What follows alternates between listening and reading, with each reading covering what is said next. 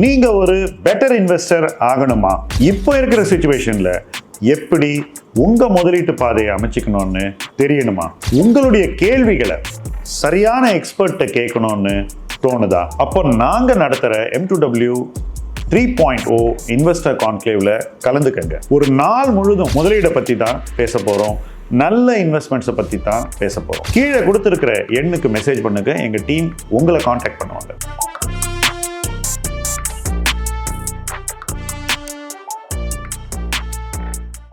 இந்த வாரம் learning சாட்டர்டேல 2 interesting webinar உங்களுக்காக காத்துட்டு இருக்கு. காலையில 11 மணிக்கு special women only webinar Kodeeswari workshop investment master class with Kodeeswari. அதே 11 மணிக்கு நமக்கு இன்னொரு இன்ட்ரெஸ்டிங் வெபினாரும் இருக்கு. Corporate India what Q1 FY26 tell us about the road ahead by Mr. Senthil and Mr. Gaurav. எதுக்காக வெயிட் பண்ணிட்டு இருக்கீங்க? இப்போவே வெபினாருக்கு ரெஜிஸ்டர் பண்ணுங்க.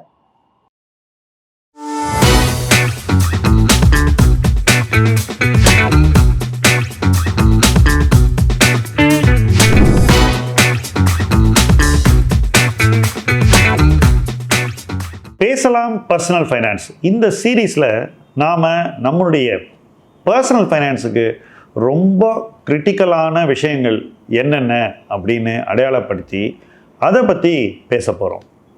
நம்முடைய நோக்கம் இந்த சீரீஸ் மூலமாக ஒவ்வொருத்தருடைய பர்சனல் ஃபைனான்ஸ் பற்றின புரிதலை உயர்த்துவதும் அவங்களுடைய ஒரு பெர்ஸ்பெக்டிவை விரிவாக்குவதும், இப்போ அவங்க புரிஞ்சு வச்சிருக்கிற விஷயத்தை விட இன்னொரு விஷயம் இருக்குது அப்படின்ற ஒரு இடத்த காட்டுறதும் தான்.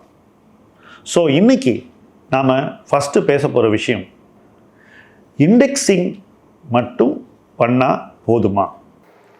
எல்லாரும் நமக்கு இண்டெக்ஸிங் பற்றி நிறைய சொல்கிறாங்க. இண்டெக்ஸிங் பற்றி இங்கிலீஷில் வந்த வீடியோஸ் எக்கச்சக்கம், தமிழ்லேயும் நிறைய பேர் இதை பார்த்து இண்டெக்ஸிங் பற்றி நிறைய வீடியோஸ் போட ஆரம்பிச்சிட்டாங்க. பங்குச்சந்தை பக்கம் போகாத நபர்கள் அதிகம் உள்ள ஒரு ஜாகிரஃபி தமிழ்நாடு. இப்படிப்பட்ட ஒரு ஜாகிரஃபியில் நிறைய பேர் பங்குச்சந்தை பக்கம் வரணும் அப்படின்னு நினைக்கும் போது கிடைக்கக்கூடிய கண்டென்ட்டை ஃபஸ்ட்டு பார்த்து அதை அப்படியே உள் வாங்கிக்கிட்டு அது மட்டும் தெரிஞ்சால் போதும் அப்படின்னு நினைக்கக்கூடிய ஒரு உளவியல் இங்கே அதிகமாக இருக்குது. இப்போது இண்டெக்ஸிங் தப்பா அப்படின்னு என்ன கேட்டிங்கன்னா நிச்சயமாக இல்லை. ஆனால் இண்டெக்ஸிங்கினுடைய கெப்பாசிட்டி, கேப்பபிலிட்டி என்ன அப்படிங்கிறத முதல்ல புரிஞ்சுக்கணும். அதுக்கு முன்னாடி உங்களை ஒரு கேள்வி கேட்குறேன். சப்போஸ் நீங்கள் ஒரு ஃபார்மல் ஜாபில் இருக்கீங்க, அதாவது PF, ESI இதெல்லாம் கொடுக்கக்கூடிய ஒரு வேலையில் இருக்கீங்கன்னு வச்சுப்போம். இது வரைக்கும் நீங்கள் ஈக்விட்டி மார்க்கெட் பக்கமே தனி நபராக இன்வெஸ்டே பண்ணலன்னு வச்சுக்கோம். அதாவது உங்கள் சேமிப்பு, ஃபிக்ஸட் டெபாசிட், கோல்டு, PPF இப்படி தான் இருக்குன்னு வச்சுக்கோம். இப்படிப்பட்ட ஒரு ப்ரொஃபைலுடைய ஒரு நபர் ஏற்கனவே இண்டெக்ஸிங் பண்ணிக்கிட்டு இருக்கார். ஏன்னா நீங்கள் EPFOவில் கட்டுற பணத்தில் ஒரு பகுதி இண்டெக்ஸில் இன்வெஸ்ட் ஆகுது, தொடர்ந்து இன்வெஸ்ட் ஆகுது. ஸோ சப்போஸ் உங்ககிட்ட ப்ராவிடென்ட் ஃபண்டில் 10 லட்சம் இருக்குதுன்னு வச்சுக்கோம். ஏற்கனவே நீங்கள் இண்டெக்ஸில் 1 லட்சத்துக்கு மேலே டெஃபினட்டாக போட்டு வச்சுருக்கீங்க. அந்த பணம் வளர்ந்து அதன் காம்பனண்ட் வந்து அதிகமாக தான் இருக்கும். ஸோ 1 லட்சம்ங்கிறது என்னை பொறுத்த வரைக்கும் ஒரு ஃப்ளோர் தான். ஸோ சப்போஸ் உங்கள்கிட்ட 50 லட்சம் இருக்குன்னா ஏற்கனவே 5 லட்சம் உங்கள்கிட்ட இண்டெக்ஸ் இருக்குது. எத்தனை பேருக்கு இந்த ஒரு சிம்பிளான பாயிண்ட் மைண்டில் ரெஜிஸ்டர் ஆகிருக்கு? அதுதான் ஃபஸ்ட்டு பாயிண்ட். ஸோ மார்க்கெட் பக்கம் வர்றதுக்கு முன்னாடியே நீங்கள் ஒரு ஃபார்மல் ஜாபில் இருந்து PF பணம் வாங்கியிருந்தீங்கன்னா நிச்சயமாக நீங்கள் இண்டெக்ஸிங் பண்ணிகிட்டு இருக்கீங்க. சரி, இதுக்கு அடுத்தபடியாக நீங்கள் வந்து NPS போன்ற ஒரு அமைப்பில் போய் பணத்தை போடுறீங்கன்னா மேலும் அதிக பணத்தை நீங்கள் இண்டெக்ஸில் போட்டுக்கிட்டு இருக்கீங்க. ஸோ உங்களுடைய இண்டெக்ஸ் எக்ஸ்போஷர் கூடிக்கிட்டே போகுது. ஸோ உங்களுடைய ரிட்டையர்மெண்ட் ஃபண்டில் டெஃபினட்டாக 10% இருக்கும்.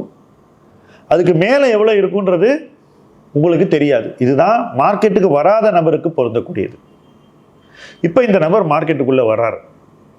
ஏற்கனவே இவர் வந்து பல வருஷம் மார்க்கெட் பக்கம் தலை வச்சு படுக்கலை. பிளாட்டு, ரியல் எஸ்டேட், சொந்த ஊரில் வீடு, ஜுவல்லரி, அப்புறம் விவசாய நிலம், இந்த மாதிரி இன்வெஸ்ட்மெண்ட் தான் பண்ணிகிட்டு இருக்காருன்னு வச்சுக்கோ. இப்படிப்பட்ட ப்ரொஃபைல் உள்ள நபர் லேட்டாக தான் ஈக்விட்டிக்கு வராரு. ஸோ ஏற்கனவே ஒரு 8-10 வருஷம் அவரே இழந்துட்டார். இதுக்கப்புறம் வந்து காம்பவுண்டிங் மூலமாக ஈக்விட்டியின் பயன்களை அவர் பெற வேண்டும் என்ற ஒரு நிர்பந்தம் இருக்கிறது. ஏன்னாக்கா இந்த அசட் கிளாஸ்லாம் இன்வெஸ்ட் பண்ணி அவருக்கு எவ்வளோ ரிட்டர்ன் வந்திருக்குன்னு பார்த்தாக்கா ஹை சிங்கிள் டிஜிட் தான் இருக்கும்னு நான் நினைக்கிறேன். 9-10% மேலே காம்பவுண்டிங் அவங்க லைஃப்பில் வரல. ஏன்னா ரியல் எஸ்டேட்டு கீழே எழுத்து விட்ருக்கோம், இல்லைனா கோல்டை தப்பான நேரத்தில் வாங்கியிருப்பாங்க, நிறைய ஜுவல்லரி வாங்கியிருப்பாங்க, அதை விற்க போனாக்கா வேஸ்டேஜ் இந்த மாதிரி சார்ஜஸ்லாம் வந்து அதை கணக்கு போட்டாக்கா ரிட்டர்ன் பெருசாக இல்லை. இப்படி பல பாஸ்ட் டெசிஷன்ஸ் வந்து அவங்களுடைய ஃபைனான்ஷியல் க்ரோத்தையும் பர்சனல் ஃபைனான்ஸ் க்ரோத்தையும் ஸ்லோ பண்ணி வச்சிருக்கு. இந்த மாதிரி ஒரு சூழ்நிலையில் தான் ஒருத்தர் வந்து ஈக்விட்டி பக்கம் வர்றாங்க. அப்படி வரும்போது அவங்கள்ட்ட நீங்கள் இண்டெக்ஸ் பண்ணால் போதும் ப்ரோ அப்படின்னு சொன்னாக்கா இண்டெக்ஸிங் மூலமாக என்ன ரிட்டர்ன் கிடைக்கும், அவங்களுக்கு என்ன ரிட்டர்ன் எக்ஸ்பெக்டேஷன் செட் பண்ணுறீங்க?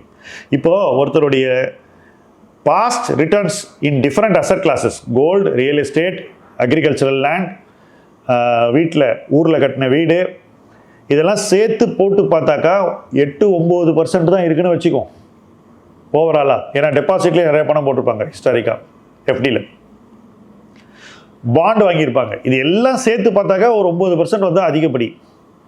இப்போ 9% ஒருத்தர் ஏர்ன் பண்ணுறாருன்னா 8 வருஷத்துக்கு ஒரு தடவை தான் அவர் பணத்தை டபுள் பண்ணுறாரு. அதுவும் அவருக்கு வந்து லிக்விடாக இருக்கா அப்படின்னு கேட்டால் இல்லை. பணம் வேணும்னு போய் விற்க போனால் இன்னும் விலை குறைஞ்சிரும், அப்போ ரிட்டர்ன் குறைஞ்சிரும். இப்போ இந்த நபர் வந்து ஈக்விட்டி பக்கம் வரப்போகிறார் ஃபர்ஸ்ட் டைம். இந்த நபர் ஈக்விட்டி பக்கம் வரும்போது அவர் இண்டெக்ஸிங்கிற ஒரு விஷயத்தை நேரடியாக ரொம்ப ஈஸின்னு நினச்சி தேர்வு பண்ணாக்கா என்ன ரிட்டர்ன் கிடைக்கும்னு அவர் எக்ஸ்பெக்டேஷன் செட் பண்ணுறாருன்னு பார்ப்போம். ஏன்னா நிறைய பேர் இண்டெக்ஸிங்கை பற்றி சொல்லும்போது அவங்க சொல்லக்கூடிய வாதம் என்னென்னா, இண்டெக்ஸிங்கில் ஓரளவு ரிட்டர்ன் கிடைக்குங்க, இதை நீங்கள் ஒரு மேனேஜர் கொடுத்தா அவன் இதை விட மோசமாக பண்ணுவான் அப்படின்னு சொல்கிறதான். இது எங்கேருந்து வருது அப்படின்னு பார்த்தீங்கன்னா அந்த தனிநபர்களுடைய சொந்த அனுபவத்திலிருந்து வருது. அவர்களுடைய இயலாமையின் வெளிப்பாடாகத்தான் நான் பார்க்குறேன். ஏன்னா ஸ்டாக் மார்க்கெட்டில் இண்டெக்ஸுக்கு மேலே ரிட்டர்ன் பண்ணுறது அப்படிங்கிறது அவ்வளோவெல்லாம் கஷ்டமான விஷயம் இல்லை. இந்தியாவில் டெஃபினட்டாக இல்லை, அமெரிக்காவில் இருக்குது. ஸோ இவங்க எல்லாம் என்ன பண்ணுறாங்கன்னா நிறையா படிக்கிறாங்க இல்லையா, இன்டர்நெட்டு, யூடியூபு, ட்விட்டருன்னு எல்லா இடத்துலையும் எதையோ பார்க்குறாங்க, படிக்கிறாங்க. வெஸ்டர்ன் எக்ஸாம்பிளை கொண்டு வந்து இந்தியாவில் பொறுத்துறாங்க. இந்தியாவில் என்ன பொருளாதார வளர்ச்சி விகிதம் 6-7% இருக்குது, இருக்கா இல்லையா? அமெரிக்காவில் என்ன வளர்ச்சி விகிதம் 2%. 2% வளர்ச்சி தரக்கூடிய பொருளாதாரத்தில் இண்டெக்ஸிங் பண்ணுறதுல நிச்சயமாக முகாந்திரம் இருக்குது. ஏன்னா அந்த 2% பீட் பண்ணுற growth கொடுக்கக்கூடிய கம்பெனிஸை ஒவ்வொரு மேனேஜரும் ஃபைன் பண்ண சிரமப்படுறாங்கன்றதான் விஷயம். அப்படியே அவங்க ஃபைன் பண்ணாலும் அந்த ரிட்டர்ன் எங்கேருந்து வருதுன்னா அந்த இண்டெக்ஸில் உள்ள டாப் 7 கம்பெனிலேருந்து தான் வருது. அதுதான் நம்ம மேக்ஸ் 7ன்னு சொல்கிறோம் அமெரிக்காவில். அதனால் அமெரிக்காவில் இண்டெக்ஸிங் ஒரு நல்ல வழிமுறைன்னு நானும் நேரடியாக ஏற்றுக்கொள்கிறேன். இப்போ நான் போய் யூஎஸில் போரிங் ஸ்டாக்ஸ்னு ஒரு போர்ட்ஃபோலியோ ரன் பண்ணுறேன் என்னுடைய சொந்த பணத்தை வச்சுக்கிட்டு. அதில் நான் அந்த டாப் கம்பெனிஸை மட்டும் வாங்குறேன், நான் இண்டெக்ஸ் வாங்கலை. எனக்கு அது ஈஸியாக இருக்குது. அந்த கம்பெனி எனக்கு ஆப்பிள், ஆல்ஃபபெட் இதை ஓன் பண்ணுறது எனக்கு பெட்டர் ஃபீலிங் கொடுக்குது. மெட்டா ஓன் பண்ணும்போது நம்ம இந்த யூடியூப்பை டெய்லி யூஸ் பண்ணுறோம், கூகுள் வாங்குகிறோம். மெட்டாக்கு வாட்ஸ்அப் இருக்குது, ஃபேஸ்புக் இருக்குது, இன்ஸ்டாகிராம் இருக்குது. ஸோ இதெல்லாம் நம்ம டெய்லி பார்க்கக்கூடிய விஷயங்கள். இதெல்லாம் நமக்கு புரியுது, கம்ஃபர்டபுளாக இருக்குது, கம்பெனி நேரடியாக வாங்குறேன். பட் அந்த இடத்துல நீங்கள் போய் அமெரிக்காவில் இண்டெக்ஸிங் பண்ணிங்கன்னா நாஸ்டாக் 100 வாங்கினா it is perfectly all right, ஒன்றும் பிரச்சனை இல்லை. ஏன்னா இந்த 7 கம்பெனி தான் அதில் லைன் ஷேர். ஆனால் இந்தியாவில் எக்கனாமிக் க்ரோத் 6-7% இருக்கும்போது எத்தனையோ செக்டர்ஸ், சன்ரைஸ் செக்டர்ஸ் இப்போ தான் வளர்ந்து வருது.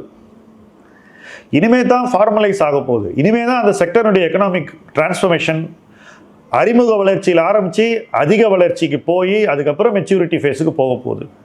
இந்த மொத்த சைக்கிளையும் நீங்கள் மிஸ் பண்ணிவிட்டு இந்த கம்பெனியெல்லாம் இண்டெக்ஸ் உள்ளே வர்றதுக்கு ஒரு 10 வருஷம் ஆகும். அன்னைக்கு வர்ற அன்னைக்கு இந்த கம்பெனியை போய் வாங்குவீங்களா? வாங்கினா உங்களுக்கு என்ன இழப்புன்னு கொஞ்சம் யோசிச்சு பாருங்கள். இப்போ நான் வந்து 1993 அப்போலோ ஹாஸ்பிட்டலில் பார்த்தேன். 25 ரூபா ஸ்டாக் ப்ரைஸ், 2 ரூபாய் டிவிடெண்ட். இன்னைக்கு அப்போலோ ஹாஸ்பிட்டல் நிஃப்டிக்குள்ளே இருக்குது. நீங்கள் இண்டெக்ஸிங் பண்ணால் எப்போ அப்போலோ ஹாஸ்பிட்டல் வாங்குவீங்கன்னா நிஃப்டிக்குள்ளே வந்த பிறகு வாங்குவீங்க. நான் வாங்கின போது சில 100 கோடி ரூபாய் தான் நிறுவன மதிப்பு. ஸோ அந்த என்டையர் க்ரோத் ஃபேஸை நீங்கள் மிஸ் பண்ணிவிட்டு மெச்சூரிட்டி ஃபேஸில் போய் வாங்குறது தான் இண்டெக்ஸிங். ஏற்கனவே குறைவான ரிட்டர்னை தன்னுடைய மற்ற சொத்துக்களில் அனுபவிக்கக்கூடிய ஒரு நபர் ஈக்விட்டிக்குள்ளே வரும்போது எனக்கு இண்டெக்ஸிங் போதும் அப்படின்னு ஒரு தேர்வை செய்தால் அவர்கள் எடுக்கக்கூடிய முடிவில் சராசரித்தனம் தான் ஓங்க போகிறது. மொத்த சொத்தின் வளர்ச்சியை அவங்களால இண்டெக்ஸிங் பண்ணி கூட்ட முடியாது அப்படிங்கிற ஒரு உண்மையை பல பேர் மறைக்கிறாங்க. அது ஏன்னு அவங்ககிட்ட தான் நம்ம கேட்கணும். பட் என்னுடைய அனுபவத்தில் சொல்கிறேன், டேட்டாவை வச்சு சொல்கிறேன். இப்போ நான் காட்ட போகிற சார்ட்டை பாருங்கள். இது ஐதாட்டினுடைய நிஃப்டி வேண்டேஜ் பாயிண்ட். கடந்த 30 வருஷமாக இருந்த டேட்டாவை நாங்கள் ஒரு சார்ட்டில் போட்டிருக்கோம். இந்த சார்ட்டை நீங்கள் தாராளமாக பார்க்கலாம். 30 இயர் ரிட்டர்ன் இந்த நிஃப்டி 12%. அதான் ரிட்டர்ன். ஸோ இப்போ உங்ககிட்ட இருக்கக்கூடிய ரிட்டர்ன் 9% இருக்குன்னு வச்சுக்கோம். நீங்கள் இப்போ ஈக்விட்டியை சேர்த்தாக்கா, அதுவும் இண்டெக்ஸிங் மூலமாக மட்டும் செஞ்சீங்கன்னாக்கா உங்கள் ரிட்டர்ன் இந்த 9லேருந்து 12க்கு இடையில ஏதோ ஒரு நம்பரில் போய் நிற்க போகுது. சப்போஸ் 10% ஆகிடுது, உங்கள் ஓவரால் வெல்த் க்ரோத்தினுடைய ஆவரேஜ் 10% இருக்குன்னு வச்சுக்கோங்க. அப்போ நீங்கள் 7 வருஷத்துக்கு ஒரு தடவை தான் பணத்தை டபுள் பண்ண போகிறீங்க. உங்களால் இன்டெலிஜென்ட் இன்வெஸ்டிங் பண்ணி சப்போஸ் இந்த 7 வருஷத்துக்கு ஒரு தடவை டபுள் பண்ணுற பணத்தை 6 வருஷமாகவோ அல்லது 5 வருஷமாகவோ குறைக்க முடிஞ்சதுனாக்கா நீங்கள் 15 இயர்ஸில் 2 டபுளுக்கு பதிலாக 3 டபுள் மினிமம் பண்ணிடுவீங்க. 5 வருஷத்துக்கு டபுள் பண்ணால் 15 இயர்ஸில் 3 வாட்டி டபுள் பண்ணிடுவீங்க. அப்போது உங்களுடைய சேமிப்பு ₹1 என்றால் அது ₹4 பதிலாக ₹8 மாற்ற முடியும். இப்போ 2019 நான் ஒரு ப்ரொஃபஷனல் ப்ராடக்டை லான்ச் பண்ணேன், சாலிட்டர்னு. அந்த ப்ராடக்ட் இந்த 6 வருஷத்தில் 2 முறை டபுள் பண்ணியிருக்கு. ரொம்ப சிம்பிளாக சொல்கிறேன், 2 முறை டபுள் பண்ணியிருக்கு. ஸோ ₹1 முதல்ல ஆரம்பித்தாக்கா அந்த ₹1 என்பது இன்னைக்கு ₹4 இருக்கிறது. யார் முதல்ல ஆரம்பித்தாங்களோ அவங்களுக்கு. இப்போ இதே 6 வருஷ பீரியடில் நிஃப்டியில் போய் இந்த பணத்தை இன்வெஸ்ட் பண்ணியிருந்தா அந்த பணம் 12% ரிட்டர்னு கொடுத்துருக்கோம். ஸோ 12% ரிட்டர்ன் ஒருத்தருக்கு கிடைச்சிதுன்னா 1 டபுள் தான் அவங்களுக்கு கிடைச்சிருக்கும். நல்லா பிடிச்சிங்க, ₹1 என்பது ₹2 ஆகிருக்கும். பட் ஆக்டிவ் இன்வெஸ்டிங் மூலமாக நம்ம என்ன அச்சீவ் பண்ணோம்னாக்கா ₹4 அச்சீவ் பண்ணுறோம். இதே விஷயத்தை நீங்கள் 15, 20, 25, 30 வருஷத்துக்கு திறன்பட செய்தால், பொறுப்போடு செய்தால் உங்களுடைய வெல்த் கிரியேஷன் எப்படி மாறும் என்பதை நீங்கள் கற்பனை செய்து பார்க்க வேண்டும். ஏன்னா நாம் ஒரு விஷயத்தை வருங்காலத்தில் எப்படி இருக்கும்னு கற்பனை செஞ்சு பார்க்கறது நம்மளுடைய பர்சனல் ஃபைனான்ஸ் வளர்ச்சிக்கு மிக அத்தியாவசிய தேவை.